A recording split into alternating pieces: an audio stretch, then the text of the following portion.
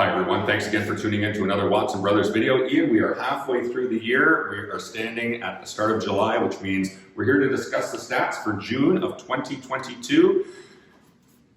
Give us some numbers, I know you always do. So the numbers are brief, but what is going to come from those numbers I think is very important, and I hope you all pay attention. So the key numbers you need to take away for this month is the number of single-family homes listed was up 38% versus a year ago. Inventory is up 100% versus a year ago. However, those numbers are based on historically high numbers from a year ago.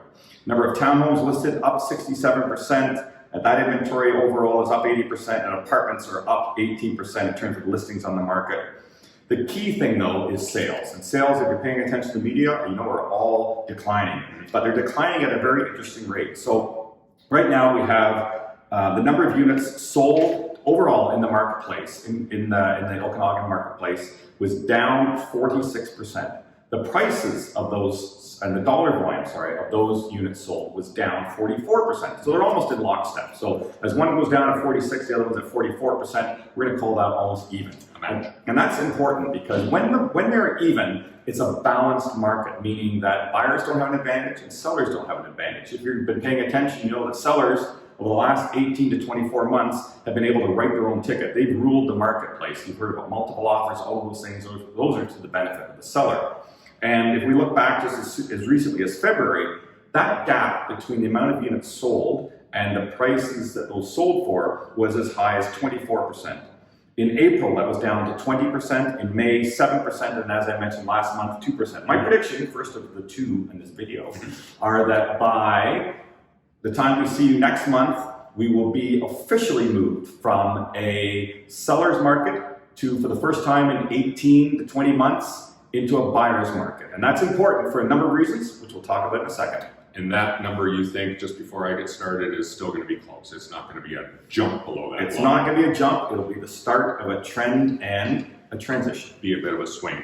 We're standing down here, Brooklyn on St. Paul. You can see the view behind us, a beautiful property. We're always on location for a reason. And we feel right now is investors, as Ian said, the sellers have been in control for the last 18 to 24. That's not a great buying environment quite often for the investors. The investors are going to start to poke their heads back out again because now cost of borrowing means that less people can afford homes. Anytime we see interest rates rise, demand on rental properties rises. Properties like this, 2-bedroom, 2-bath, can't get a better location, 10-year warranty. This is priced at $839.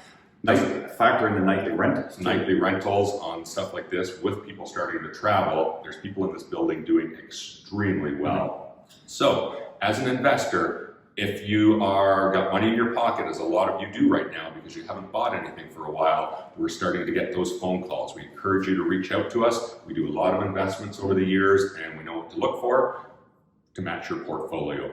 Ian, I don't know if I could speak any faster because I'm so interested in your second prediction. Well, there's two narratives out there. The first obviously is that interest rates are moving up, inflation is rearing its ugly head, there's a war in the Ukraine, there's a lockdown in China. That's the bad side of things. The positive side of things is corporate earnings are up. We're seeing companies invest back in their people and in material. We are seeing the economy is awash in cash, and we have seen the job market never been stronger in this country. So there's those two narratives. One will win out.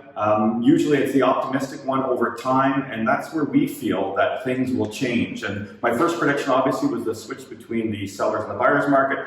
My second prediction is that sales will continue to slide, and the dollar volume will continue to slide until the Bank of Canada does not raise interest rates. So we have another interest rate raise possibly coming July 13th. I think everybody thinks that will happen. The next one, which will be probably in early September, may or may not increase. And as soon as that happens, where the government says, you know what, interest rates are where they're going to stay, that point people are going to go, the sky has not fallen, world continues on, I think it's time to buy my second house, or I think it's time to buy that investment property.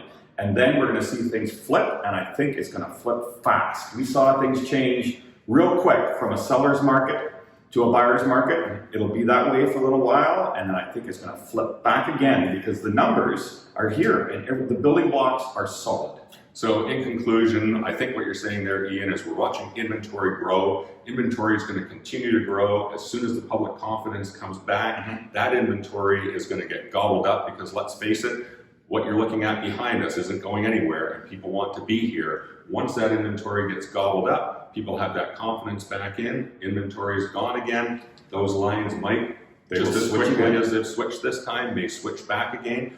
We probably won't see the pre-COVID where we were running at, some places went up 100% over the last 24 months. We're eating into that a little bit. We've all had a really good run for 18 to 24 months. Hey, there is a little bit of pain here, but the gains will come back again. Keep watching those stats. We'll keep watching them and reporting back, and we'll see if those predictions come true, Ian, because nothing makes me happier to prove you wrong, but unfortunately it doesn't happen very often. Either way, we'll see you in 30 days. And as always, if you need anything real estate related, 250-712-2222. I'm predicting that one of us would answer the phone if you call that number. always.